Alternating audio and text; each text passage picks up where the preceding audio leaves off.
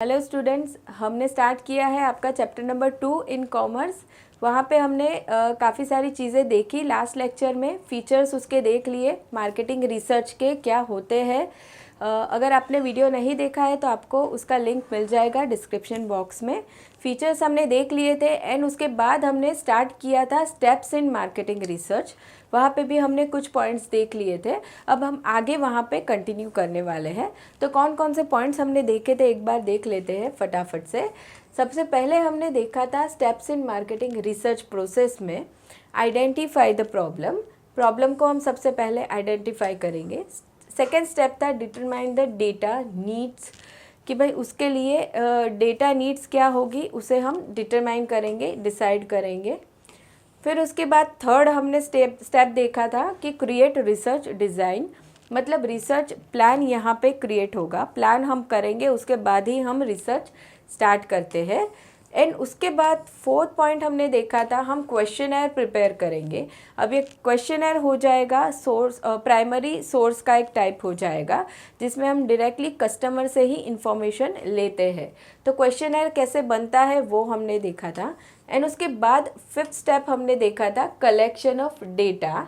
अब collection of data जो होता है उसमें क्या क्या चीज़ें ध्यान रखनी पड़ती है रिसर्च स्टाफ को, वो हमने देख लिया था कि इन्फॉर्मेशन अप टू डेट होनी चाहिए, एक्यूरेट होनी चाहिए, कंप्लीट होनी चाहिए।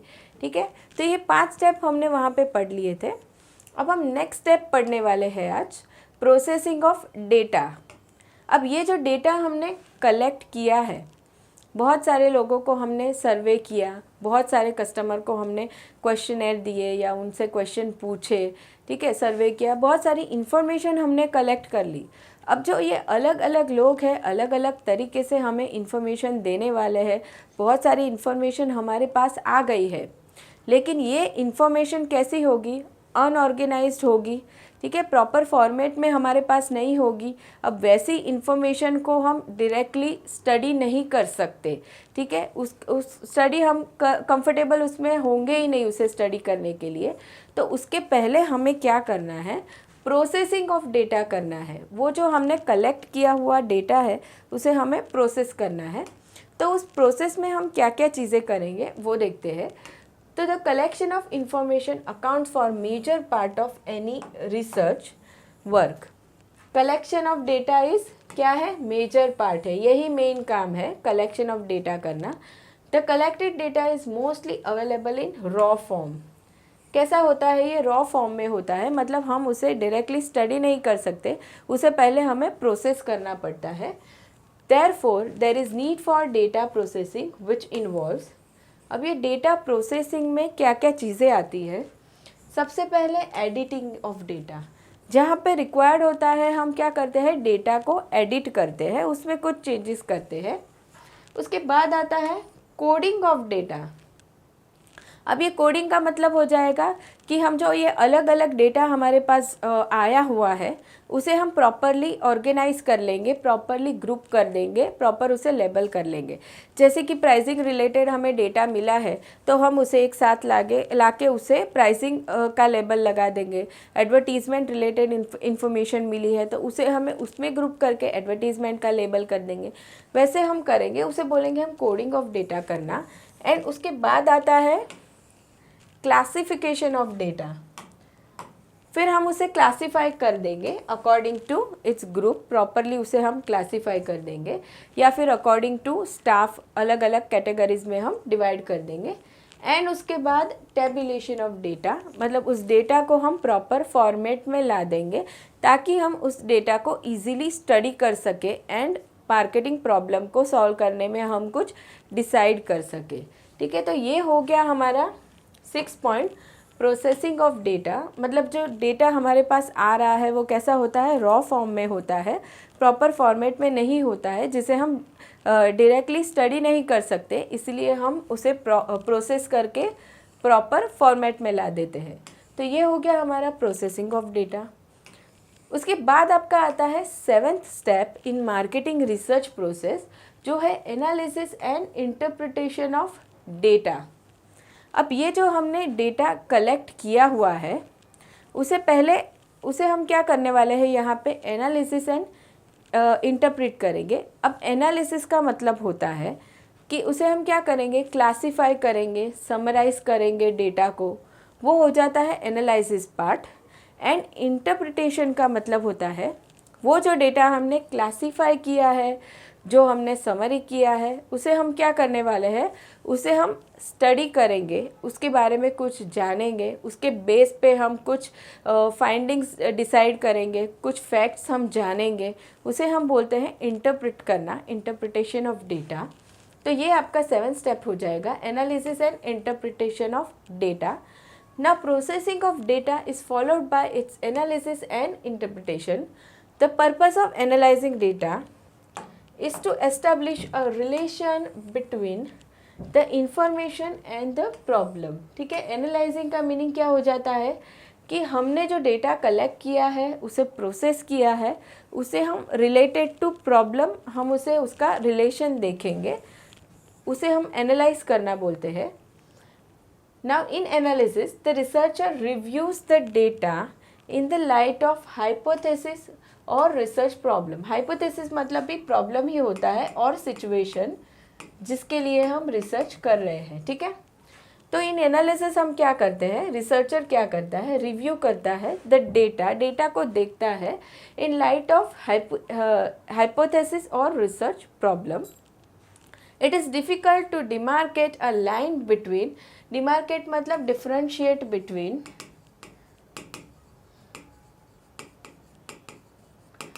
it is difficult to demarcate a line between analysis and interpretation. They quite often overlap and so it is difficult to find the end of analysis and beginning of interpretation. अब ये analysis and interpretation का meaning, उसका मतलब थोड़ा हमारे लिए confusing हो जाता है, दोनों में डिफरेंशिएट करना मुश्किल हो जाता है। लेकिन इसका डिफरेंस क्या है कि एनालिसिस के बेस पे हम किसी डिसीजन पे नहीं आ सकते। एनालिसिस का मतलब क्या है कि हम डेटा को थोड़ा समराइज करेंगे, क्लासीफाई करेंगे एंड रिलेटेड टू प्रॉब्लम हम उसे थोड़ा देखेंगे, ठीक है।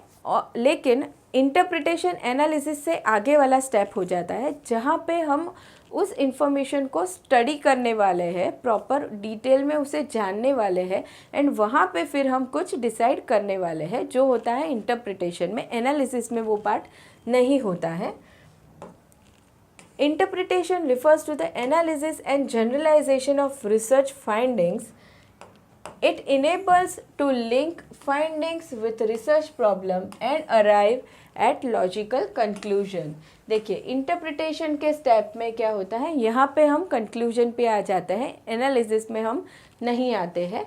तो ये होता है दोनों के बीच का डिफरेंस। तो ये था आपका 7th स्टेप जो हमने देखा, analysis and interpretation of data. अब आगे बढ़ते हैं 8th स्टेप की तरफ। जब हमने एनालिसिस कर लिया है, इंटरप्रिटेशन भी कर लिया है, कुछ हमने फाइंडिंग्स उसमें ढूंढ लिए हैं, तो उसके बाद हम क्या करेंगे, अब हम बनाएंगे प्रिपरेशन ऑफ रिसर्च रिपोर्ट। अब हम यहाँ पे रिपोर्ट बनाएंगे ताकि वो रिपोर्ट क्या होगा, फिर मैनेजमेंट को दिखाया जाता है। और ये रिपोर्ट कौन बनाएगा, रिसर्च स्टाफ उसे बनाएगा। तो देखिए आफ्टर ड्राइंग कंक्लूजन्स आने के बाद the researcher prepares market research report, ठीक है। रिसर्चर्स बनाएंगे मार्केट रिसर्च रिपोर्ट को। The report is divided into a number of paragraphs और chapters depending upon the nature of the problem. The main elements of the research report include, अब ये जो report बनने वाला है उसमें क्या क्या चीज़ें होगी, क्या क्या एलिमेंट्स होंगे। तो सबसे पहले ऑफकोर्स क्या होगा, उसका टाइटल होने वाला है, टाइटल ऑफ द रिपोर्ट। उसके बाद में इंट्रोडक्शन आएगा, जिस भी प्रॉब्लम के लिए हमने रिसर्च किया हुआ है, मान लो सेल्स डिक्लाइन हो रहा है, उसके लिए हमने रिसर्च किया है, तो हम कुछ इंट्रोडक्शन देंगे उसके लिए। मेथडोलॉजी यूज्ड, कौन सी मेथड यूज़ करके हमने डेटा कलेक्ट किया हुआ है, सेकेंडरी सोर्स से हमने डेटा लिया है या सेकेंडरी से नहीं लिया है तो प्राइमरी यूज़ किया है, तो प्राइमरी सोर्स में हमने कैसे डेटा कलेक्ट किया हुआ है, वो मेथडोलॉजी हम यहाँ पे बताएंगे कि हम कौन से यूज़ किए हमने। उसके बाद फाइंडिंग्स, क्या क्या हमें जानने मिला, क्या क्या चीज़ें हमने डिसाइड की रिसर्च के बेस पे, वो फाइंडिंग्स आएंगी। एंड उसके बाद लिमिटेशंस इफ़ एनी, अगर हमने रिसर्च करते टाइम हमें कुछ लिमिटेशंस आई थी तो वो क्या थी, कि मान लो कहीं पे हमें एक्यूरेट डेटा नहीं मिला था या फिर रिस्पोंडेंट ने 100% आंसर्स हमें नहीं दिए थे, क्या क्या लिमिटेशंस आई थी वो हम बता सकते हैं यहाँ पे। एंड उसके बाद हम बताएंगे कंक्लूजन्स एंड रिकमेंडेशंस, क्या क्या हमने कंक्लूजन निकाले बेस्ड ऑन रिपोर्ट, एंड उसके ऊपर से हमने क्या क्या रिकमेंडेशन हम देना चाहते हैं। एंड उसके बाद आएगा अपेंडिक्स एंड बिब्लियोग्राफी। अपेंडिक्स का मतलब हो जाएगा, वो रहेगा एकदम एंड में, रिपोर्ट के एंड में, जहाँ पे कुछ वर्ड्स का मीनिंग बताया जाता है, अपेंडिक्स। एंड बिब्लियोग्राफी का मतलब हम सोर्स बताएंगे कि हमने कौन से सोर्सेस से रिपोर्ट बनाया हुआ है, कौन से सोर्सेज को हमने रिफ़र किया था। ठीक है, मान लो हमने सेकेंडरी सोर्स से डेटा कलेक्ट किया है तो कहाँ पे पब्लिश किया था, कहाँ से हमने वो डेटा लिया है, वो यहाँ पे हम बताएंगे। ठीक है, तो ये हमने देखे कुछ एलिमेंट्स जो रहते हैं आपके मार्केटिंग रिसर्च के रिपोर्ट में। तो ये था आपका 8 स्टेप जो फॉलो किया जाता है मार्केटिंग रिसर्च प्रोसेस में। अब उसके बाद आता है एग्जीक्यूशन इम्प्लीमेंट। अब यहाँ पे रिपोर्ट में हमने कुछ कंक्लूजन्स बताए हैं, रिसर्चर्स ने कुछ कंक्लूजन बताए हैं, कुछ रिकमेंडेशंस दिए हैं। ठीक है, अब उसको क्या करना पड़ता है, एग्जीक्यूट या इम्प्लीमेंट करना पड़ता है। ऑफ कोर्स हमने इतना सारा रिसर्च किया है तो हमने क्यों किया है, कुछ प्रॉब्लम है हमारी मार्केटिंग प्रॉब्लम, उसे सॉल्व करने के लिए किया है। तो ऑफ कोर्स उस पर जो कंक्लूजन्स आए हैं उसे हम फॉलो करने ही वाले हैं। तो देखिए, एग्जीक्यूशन और implementation. The research report is submitted to the management for implementation. ये जो रिपोर्ट बनता है वो बनाता कौन है, रिसर्चर्स बनाएंगे। एंड सबमिट किसे करेंगे, मैनेजमेंट को। The management may go through the research findings, the management may consider the recommendations of the research team and may take suitable measures to correct the marketing problems, measures और actions। Management क्या करेगा, जो report बना है उसे refer करेगा, उसमें क्या क्या फाइंडिंग्स है, मतलब उसके बेस पे क्या क्या डिसीजंस आए हैं, क्या क्या रिकमेंडेशंस है, उसे उन लोग देखेंगे, रेफ़र करेंगे। एंड उसके बाद सूटेबल मेजर्स लेंगे या सूटेबल एक्शंस लेंगे to solve the marketing problems. ठीक है, तो ये हो गया हमारा 9th स्टेप जो आता है प्रोसेस में। अब आगे बढ़ते हैं, फॉलो अप ऑफ परफॉर्मेंस। अब यहाँ पे आगे जो हमने सूटेबल मेजर्स लिए या सूटेबल एक्शंस लिए उसका हम क्या करेंगे, फॉलो अप करेंगे। तो द रिसर्चर और management must follow up the performance, they have to find out whether और not measures taken help to solve the problem. If not, the management may take alternative measures to correct the problem. They may even conduct further research to reinvestigate the problem. अब मान लो कि हमारी problem थी advertisement से related, वहाँ पे कुछ problem थी, तो वहाँ पे हमने कुछ सूटेबल मेजर्स लिए कि हम न्यूज़पेपर में एडवर्टीज़मेंट दे रहे थे तो ज़्यादा कस्टमर्स नहीं आ रहे थे, तो अब हम टीवी पे दे रहे हैं, या कुछ हमने मेजर्स को फॉलो किया। ठीक है, अब वहाँ पे वो जो हमने एक्शंस लिए थे उसका हम फॉलो अप लेंगे, फॉलो अप ऑफ परफॉर्मेंस, कि चलो अब हमने टीवी पे एडवर्टीज़मेंट दिया है तो उसे फॉलो अप करो कि वहाँ से अब कस्टमर्स ज़्यादा अट्रैक्ट हो रहे हैं या नहीं हो रहे हैं। अब नहीं हो रहे हैं तो हम क्या करेंगे, वापस से ऑल्टरनेटिव मेजर्स कुछ और लेंगे। ठीक है, तो ये हो गया हमारा लास्ट स्टेप जो है फॉलो अप ऑफ परफॉर्मेंसेस। ठीक है स्टूडेंट्स, तो यहाँ पे हमने देख लिए क्या क्या स्टेप होते हैं मार्केटिंग रिसर्च की प्रोसेस में। ठीक है, क्लियर है यहाँ तक। चलिए अब हम आगे बढ़ते हैं marketing research and service development cycle की तरफ। अब ये जो हमने मार्केटिंग रिसर्च के बारे में पढ़ा यहाँ तक कि मार्केटिंग रिसर्च क्या होता है, उसमें क्या क्या स्टेप्स फॉलो किए जाते हैं, वो भी सारे हमने देख लिए। अब यहाँ पे उसके साथ हमें पढ़ना है सर्विस डेवलपमेंट साइकिल को। अब ये सर्विस डेवलपमेंट साइकिल क्या होता है, सर्विस जब नई इंट्रोड्यूस होती है मार्केट में, ठीक है, तो हम क्या करते हैं, सीधे सीधा नया सर्विस ला नहीं देते हैं मार्केट में। काफ़ी सारी चीज़ें हम उसके पहले स्टडी करते हैं।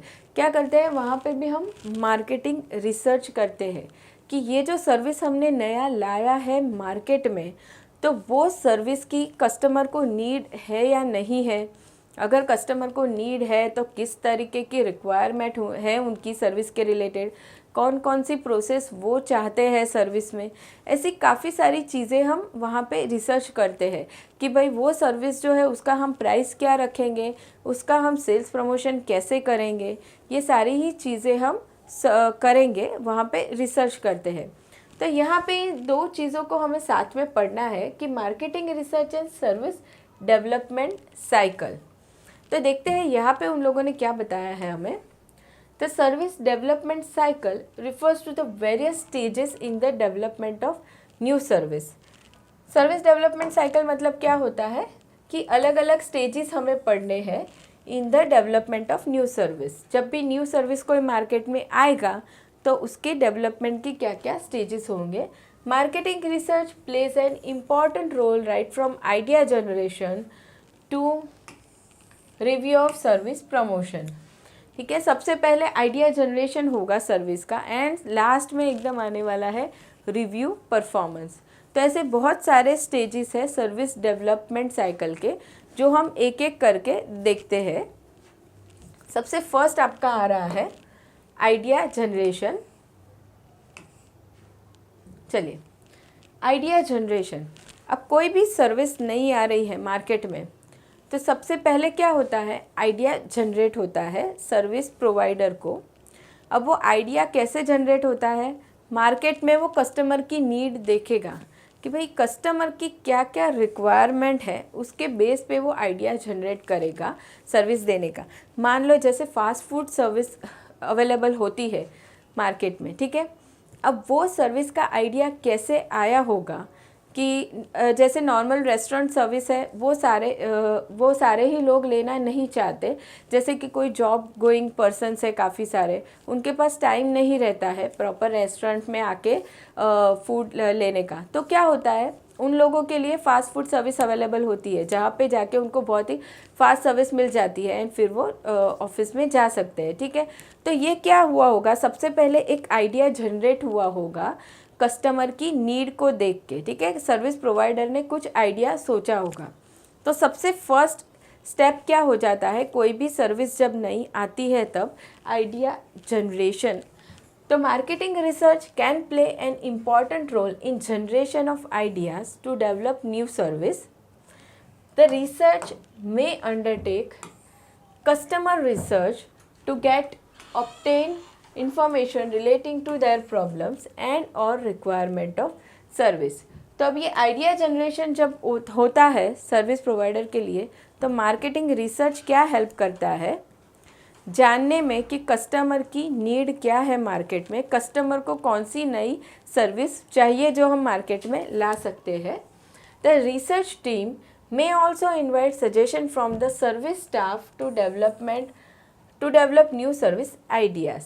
रिसर्च स्टाफ क्या कर सकता है, जो सर्विस स्टाफ है जो ऑलरेडी सर्विस दे रहा है कस्टमर्स को, उनके पास से भी वो रिव्यू ले सकता है कि भाई कस्टमर की क्या रिक्वायरमेंट है, कौन सी नई सर्विस उन्हें चाहिए।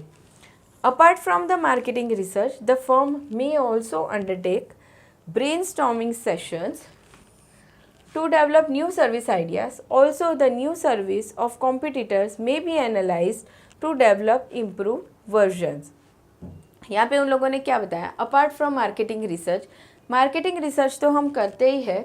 The firm may also undertake a brainstorming sessions, मतलब उसके जो रिसर्च स्टाफ है या उसके ऑर्गेनाइजेशन में जो काम कर रहे हैं उनके साथ ब्रेनस्टॉर्मिंग सेशंस मतलब ग्रुप डिस्कशंस जो हेल्प करते हैं कुछ जानने में, कुछ डिसाइड करने में कि भाई कौन सी नई सर्विस कस्टमर को चाहिए, किसकी रिक्वायरमेंट है। ठीक है, तो वो क्या हेल्प करता है, to develop new service ideas.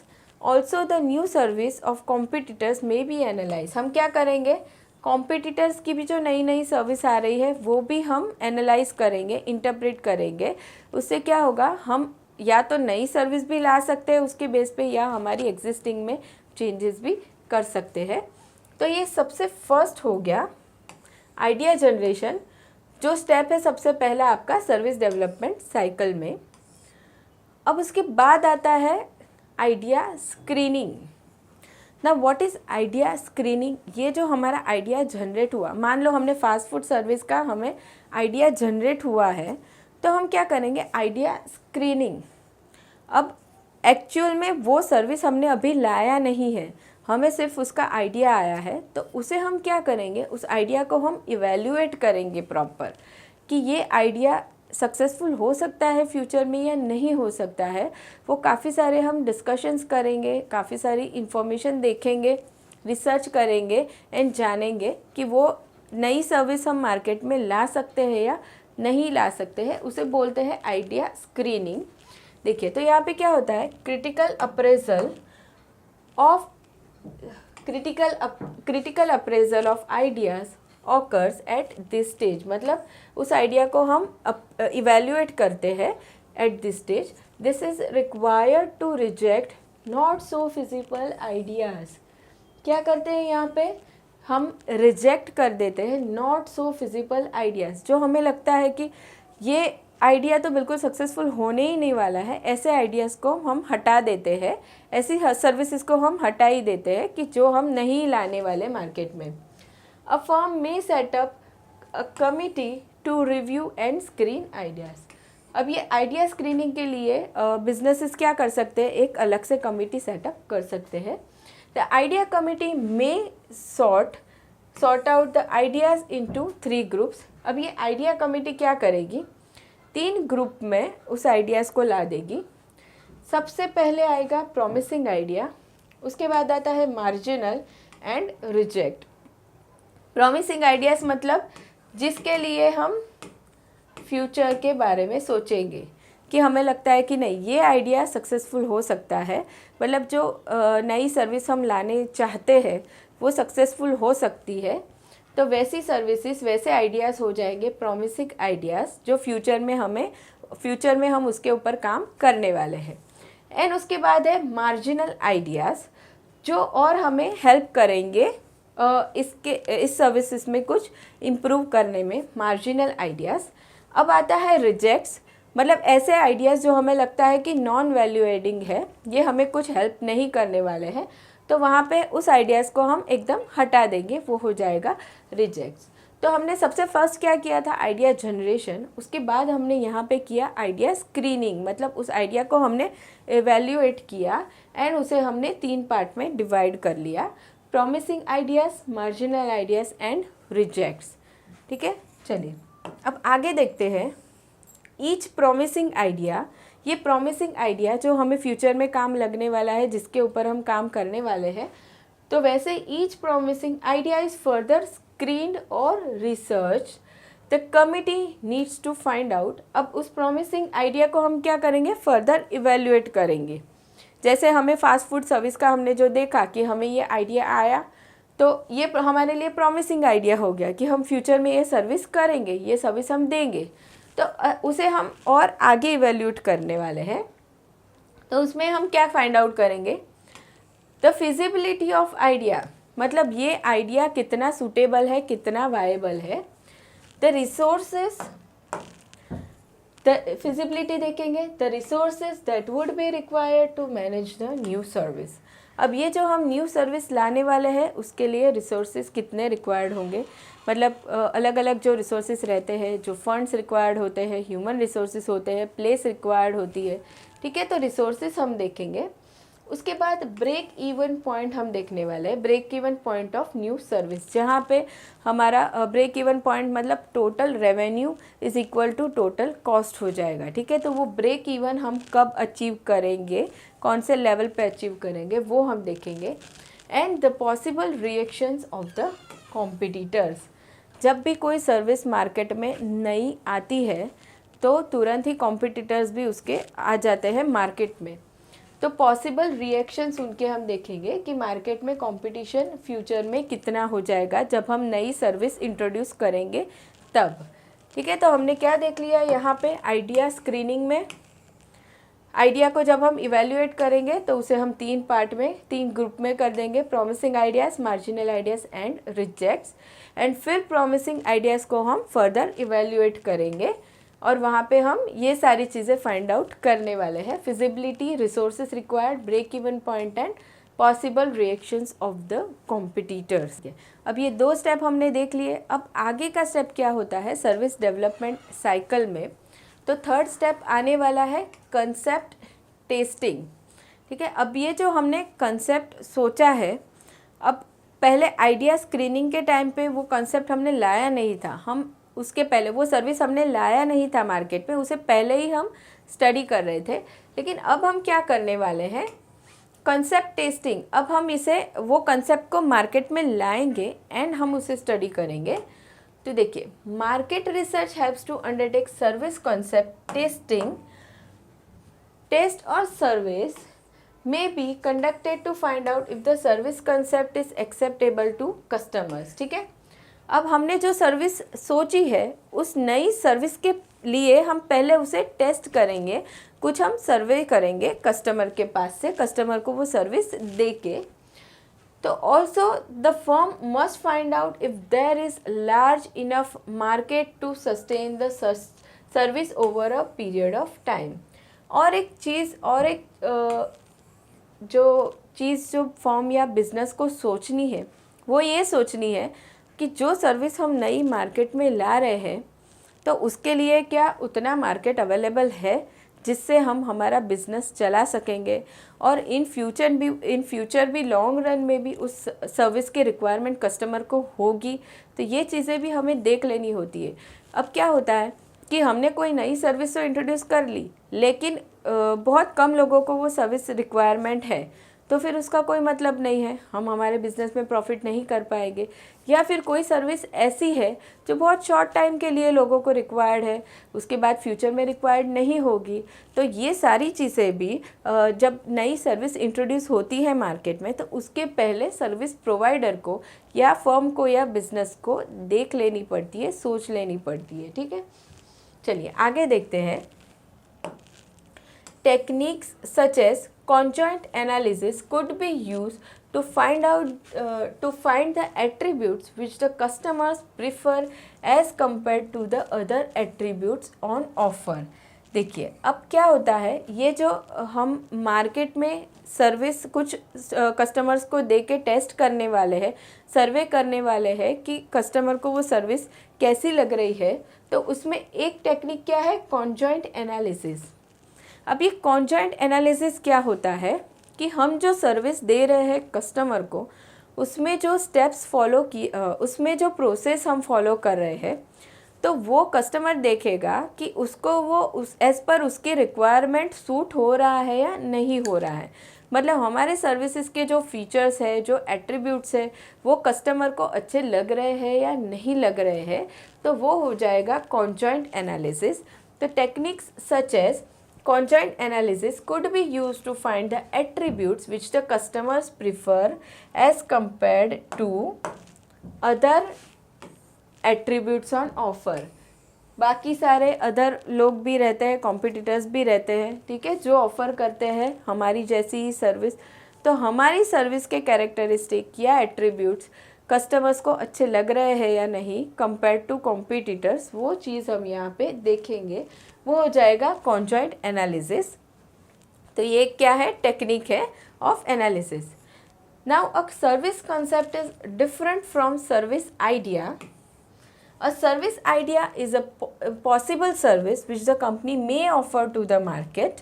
A service concept is an elaborate version of idea which is viewed from customer angle. देखिए, सर्विस आगे हमने जो देखा at the time of idea screening, ठीक है, जो आइडिया हमें आया था वहाँ पे क्या था कि आइडिया ऑलरेडी इंट्रोड्यूस नहीं हुआ है। मतलब जो फास्ट फूड सर्विस का आइडिया आया है बिज़नेस में, सर्विस प्रोवाइडर को आइडिया जो आया है कि ये सर्विस हम इंट्रोड्यूस करेंगे मार्केट में, तो वहाँ पे इंट्रोड्यूस ऑलरेडी हुई नहीं थी, उसके पहले हम उसे इवेल्युएट कर रहे थे। लेकिन यहाँ पे हम क्या करते हैं, उस सर्विस को हम कस्टमर के एंगल से देखेंगे। कुछ हम सर्विस करेंगे कस्टमर को सर्विस दे के कि भाई उनको ये सर्विस एक्चुअल में इन फ्यूचर में चाहिए होगी कि नहीं, ठीक है। तो यहाँ पे अलग चीज़ हो जाएगी, वहाँ पे सर्विस ऑलरेडी आई नहीं थी, यहाँ पे आ गई है। तो कस्टमर के एंगल से हम यहाँ पे सोचने वाले हैं। Now in concept testing the firm seeks answers to the following questions. अब यहाँ पे कौन कौन से आंसर का हम क्वेश्चन का हम आंसर देखेंगे। तो who would use the new service, हम जो सर्विस लाने वाले हैं वो कौन यूज़ करेगा। What should be the core benefit of service, ठीक है, हम जो सर्विस प्रोवाइड कर रहे हैं उसका कोर बेनिफिट, उसका मेन एडवांटेज कस्टमर को क्या मिलेगा। When and how often the customers would use the service, ठीक है, कस्टमर्स कब और कितनी बार ये सर्विस को यूज़ करेंगे। ये सारे चीज़ों का हम आंसर ढूंढेंगे फ्रॉम कस्टमर्स एंगल, ठीक है। तो ये सारी चीज़ें स्टूडेंट्स हम पढ़ रहे हैं इन आपका third step of service development cycle, concept testing. जो हमारे कंसेप्ट है नई सर्विस लाने का, उसे हम टेस्ट कर रहे हैं, सर्वे कर रहे हैं यहाँ पे। For example, a restaurant may think of opening up a fast food counter idea. The concept is to cater youngsters, college students or young office goers who may not have time to wait for normal service of restaurant, especially during the peak hours. यहाँ पे उन लोगों ने example हमें दिया है नई service का। Now concept testing involves presenting the service concept to selected potential customers and getting their reactions. क्या करते हैं यहाँ पे, हमने जो नई सर्विस का कंसेप्ट सोचा हुआ है, हम कुछ पोटेंशियल कस्टमर को ये इंट्रोड्यूस करते हैं एंड हम सर्वे करते हैं। द कंसेप्ट में बी प्रेजेंटेड ओरली, ये कंसेप्ट हम ओरली भी प्रेजेंट कर सकते हैं। प्रैक्टिकली विदाउट गिविंग सर्विस हम ओरली भी उन्हें बता सकते हैं कि अगर मान लो यहाँ पे जो एग्जांपल दिया है कि हम फास्ट फूड सर्विस के बारे में बात करके भी ओपिनियन ले सकते हैं कस्टमर का, ठीक है। तो ये आपका हो गया थर्ड स्टेप जो था कॉन्सेप्ट टेस्टिंग। अब आगे बढ़ते हैं एनालिसिस के बारे में। अब several vital decisions regarding new service development are taken at this stage. The firm undertakes cost benefit analysis. देखिए यहाँ पे हम क्या करने वाले हैं, कॉस्ट बेनिफिट एनालिसिस करेंगे। हम जो नई सर्विस इंट्रोड्यूस करना चाहते हैं तो उसके लिए हमें क्या क्या कॉस्ट लगेगी वो हम देखेंगे कि हमें कितने पैसे चाहिए होंगे, कौन सी जगह चाहिए होगी, कितने एम्प्लॉयज़ रिक्वायर्ड होंगे, अदर एक्सपेंसेस हमारे कितने लगेंगे। तो सारी ही हम कॉस्ट देखेंगे एंड उसके बाद हमारा रेवेन्यू सामने कितना हो सकता है वो देखेंगे। तो यहाँ पे हम क्या करने वाले हैं, कॉस्ट बेनिफिट एनालिसिस। तो देखिए इसमें हम क्या देखेंगे, the cost are measured in terms of operational cost including marketing cost. Operational cost मतलब सर्विस प्रोवाइड करने के लिए हमें कॉस्ट कौन कौन सी कॉस्ट लगेगी, जैसे मैंने बताया कि रेंट हो सकता है या इलेक्ट्रिसिटी हो सकता है या फिर जो डे टू डे एक्सपेंसेस होते हैं वो, एम्प्लॉयज़ की सैलरी एक्सेट्रा। ये क्या होता है, operational cost including marketing cost. उसका उस सर्विसेज की मार्केटिंग करने के लिए भी जो कॉस्ट लगता है वो भी यहाँ पे हम देखेंगे। उसके बाद benefits are measured in terms of profit, goodwill, customer loyalty and so on. Benefits हम देखेंगे कि किस तरीके से हमारे बेनिफिट हो रहे हैं, प्रॉफिट कितना हो रहा है, उसकी वजह से हमारी मार्केट में गुडविल कितनी बढ़ रही है, कस्टमर हमारे पास लॉयल रह रहे हैं या नहीं। मान लो हमारे पास 100 कस्टमर्स आए थे तो नेक्स्ट टाइम वही कस्टमर्स रिपीट हो रहे हैं या नहीं हो रहे हैं। कस्टमर लॉयल्टी भी हम देखेंगे while considering the benefits of service, ठीक है। तो ये हमारा हो गया यहाँ पे एनालिसिस पार्ट जो हम करेंगे इन सर्विस डेवलपमेंट साइकिल। अब उसके बाद आता है सर्विस डेवलपमेंट। ये सारी चीज़ें हमने देख ली, आइडिया हमने जनरेट कर दिया, आइडिया स्क्रीनिंग कर दिया, कंसेप्ट टेस्टिंग भी कर लिया, उसके बाद कॉस्ट बेनिफिट एनालिसिस भी हमने कर लिया। अब हम सर्विस को डेवलप करेंगे। तो देखिए अब सर्विस डेवलपमेंट में हमें क्या करना है, service ideas that survive the business analysis stage are transformed into actual service development. आगे की सारी ही चीज़ें जो हमने की वहाँ पे सारी ही चीज़ें पॉजिटिव रही कि चलो हम आगे बढ़ सकते हैं, सर्विस को डेवलप कर सकते हैं, तो यहाँ पे सर्विस डेवलपमेंट फेज़ में एक्चुअल सर्विस लाई जाएगी मार्केट में। Marketing research would enable the service provider to do away with faulty service design. अब मार्केटिंग रिसर्च हमें क्या करेगा, बिजनेस को क्या करेगा, हेल्प करेगा कि जो फॉल्टी डिज़ाइन है, फॉल्टी सर्विस डिज़ाइन मतलब जो भी प्रॉब्लम्स है सर्विस देने टाइम उसे हटाने में वो हेल्प करेगा। Non value adding attributes can be deleted.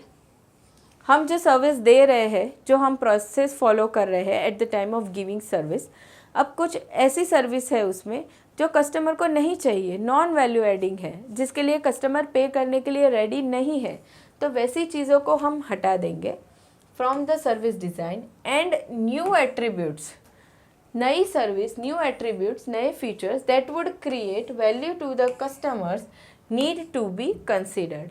Value adding attributes रहेंगे, वैल्यू एडिंग फीचर्स, उसे हम ऐड कर देंगे एंड नॉन वैल्यू एडिंग को हम हटा देंगे। Prior to actual service offering, information must be gathered to decide whether to start, postpone और drop the service development idea. अब क्या करेंगे, हम एक्चुअल सर्विस इंट्रोड्यूस करने वाले हैं मार्केट में, तो उसके पहले भी हम एक बार इंफॉर्मेशन ले लेंगे मार्केट से कि क्या हमें ये सर्विस स्टार्ट कर देनी चाहिए या हमें रुकना चाहिए, कुछ टाइम के बाद सर्विस देनी चाहिए या फिर देनी ही नहीं चाहिए। इस आइडिया को यहीं से हमें कैंसिल कर देना चाहिए, ठीक है। ये सारी चीज़ें भी हम देख लेंगे in service development. Now, if it is decided to start the development of the new service, the operations department may prepare a blueprint or a plan relating to people, process and physical evidence. ये 3 चीज़ें हमने पढ़ी थी marketing mix में कि अब people क्या होते हैं, जो डायरेक्टली कस्टमर के साथ इंटरेक्ट करने वाले हैं, सर्विस देने वाले हैं। प्रोसेस क्या होता है कि क्या स्टेप हम फॉलो करेंगे सर्विस प्रोवाइड करते टाइम कस्टमर को। एंड फिज़िकल एविडेंस क्या होता है कि कौन से एनवायरनमेंट में हम सर्विस दे रहे हैं कस्टमर को, कहाँ कौन सा हमारा लोकेशन है, इंटीरियर क्या है, लेआउट क्या है, वो सारी चीज़ें होती है फिज़िकल एविडेंस। तो यहाँ पे अब क्या बताया गया है कि जब हम एक्चुअल सर्विस देने वाले हैं, इंट्रोड्यूस करने वाले हैं मार्केट में, तो उससे पहले एक प्लान बना लेना चाहिए इन सारी चीज़ों के रिलेटेड कि कौन कौन से लोग सर्विस देंगे, प्रोसेस क्या फॉलो होगी एंड फिज़िकल एविडेंस क्या रहेगा। It is to be noted that if planning is not done properly, minor operational details can cause a good idea to fail. अगर हमने प्रॉपर प्लानिंग नहीं किया है तो क्या हो सकता है, हमारी सर्विस मार्केट में फेल हो सकती है। तो ये हमने क्या देख लिया, जो आपका मेन स्टेप था सर्विस डेवलपमेंट में कि यहाँ पे एक्चुअल सर्विस इंट्रोड्यूस की जाएगी मार्केट में, ठीक है। उसमें क्या क्या चीज़ें हमें देखनी है, नॉन वैल्यू एडिंग फीचर्स को हटा देना है, वैल्यू एडिंग फीचर्स को लाना है सर्विस में, एंड क्या करना है, सबसे पहले प्लानिंग कर देना है before giving actual service related to people, process and physical evidence. अब उसके बाद आने वाला है 6th स्टेप, मार्केट टेस्टिंग। अब ये मार्केट टेस्टिंग क्या होता है देखते हैं। Marketing research plays an important role in market testing. The new service may be offered to limited number of customers for a limited period at a special rate and their feedback is obtained.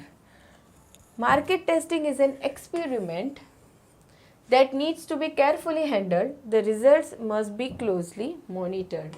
ठीक है, हम क्या कर रहे हैं market testing में, service provide कर रहे हैं कुछ लिमिटेड लोगों को लिमिटेड पीरियड के लिए, ठीक है। एंड फिर हम टेस्ट करते हैं कि वो सर्विस उन लोगों को अच्छी लगी या नहीं लगी तो उसमें क्या क्या प्रॉब्लम है। तो उसके जो रिज़ल्ट है उसे हम क्या करते हैं, मार्केट टेस्टिंग के रिज़ल्ट को क्लोजली मॉनिटर्ड, मतलब उसके जो सारे रीज़न्स हैं उसे हम एकदम अच्छे से डिटेल में स्टडी करेंगे यहाँ पे, तो वो हो जाएगा मार्केट टेस्टिंग, ठीक है। अब ये हो गया आपका 6th step in service development. अब हम आगे बढ़ते हैं, जो नेक्स्ट है आपका कमर्शियलाइजेशन।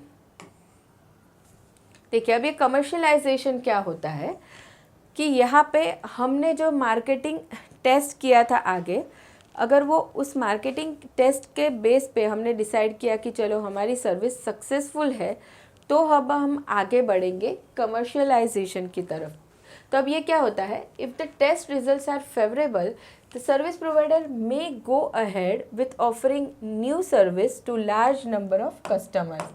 वहाँ पे हमने क्या किया था, कुछ लिमिटेड लोगों को सर्विस दी थी मार्केट टेस्टिंग में, एंड हमने चेक किया था कि वो सर्विस उनको पसंद आ रही है या नहीं आ रही है, सक्सेसफुल है या नहीं है। वहाँ पे सक्सेसफुल हो गई तो अब यहाँ पे हम क्या करने वाले हैं, वो सर्विस अब हम ऑफ़र करेंगे बहुत सारे कस्टमर्स को, large number of customers. At this stage the service provider needs to undertake effective promotion mix to create awareness of the new service and to induce customers to purchase the service। अब हम क्या करेंगे, बहुत सारे लोगों को हमें service provide करना है, तो इसके लिए सबसे पहले हम हमारी सर्विस के बारे में जानकारी देंगे कस्टमर को। तो बहुत सारा हम बहुत परफेक्टली हम यहाँ पे क्या करने वाले हैं, प्रमोशन मिक्स हम यूज़ करेंगे ना। व्हाट इज़ प्रमोशन मिक्स, तो प्रमोशन की हमने बहुत सारी टेक्निक्स देखी थी, उसमें आता था एडवर्टाइजिंग, सेल्स प्रमोशन, बहुत सारी ऑफर्स हम देते हैं कस्टमर को, ठीक है। ये अलग अलग तरीक़ों से हम हमारे सर्विस का जो प्रमोशन करते हैं, तो वो प्रमोशन मिक्स हमें करना है। क्यों करना है, टू क्रिएट अवेयरनेस, कस्टमर को अवेयर करने के लिए हमारी सर्विसेज के लिए, एंड उनको कन्विंस करने के लिए कि वो हमारी सर्विस को ले। Now the firm may introduce promotional offers to the customer and incentive to the employees to market the new service। Firm क्या कर सकता है, कुछ अलग अलग ऑफर्स दे सकता है कस्टमर्स को रिलेटेड टू सर्विस, एंड उस साथ ही वो उसके एम्प्लॉयज़ को भी मोटिवेट कर सकता है अलग अलग इंसेंटिव्स देके, ताकि वो अच्छे से अच्छी सर्विस प्रोवाइड करे कस्टमर को, ठीक है। अब आगे देखते हैं उसमें क्या दिया हुआ है। Marketing research would enable the service provider to design an effective promotion mix, publicity, advertising, sales promotion, etc. Marketing research promotion mix decide करने में हेल्प करेगा, जिसमें बहुत सारे ऑप्शंस हमारे पास रहते हैं, publicity, advertising, sales promotion etcetera, और भी बहुत सारी चीज़ें हो सकती है। Quite often the customers get attracted to sales promotion incentives। Therefore, marketing research would indicate the type of sales promotion incentive that would be preferred by the customers, and accordingly, service provider may provide the same। किस चीज़ में help करता है marketing mix, वो बताएगा कि customer कौन सी promotion technique use करके attract हो सकता है, एंड उसके बेस पे सर्विस प्रोवाइडर क्या करता है, फिर वही प्रमोशन टेक्निक या प्रमोशन मिक्स यूज़ करता है कस्टमर को अट्रैक्ट करने के लिए। तो ये था हमारा सेकेंड स्टेप। यहाँ पे हमने क्या किया, कमर्शियलाइजेशन कर दिया हमारी सर्विस को, बहुत सारे लोगों को अब हम यहाँ पे सर्विस प्रोवाइड करते हैं, ठीक है। तो ये हमारे हो गए 7 स्टेप्स यहाँ पे। आगे के स्टेप्स हम नेक्स्ट लेक्चर में कंटिन्यू करेंगे स्टूडेंट्स। वीडियो पसंद आया हो तो प्लीज़ लाइक कर देना। मिलते हैं नेक्स्ट लेक्चर में। Bye students, thank you.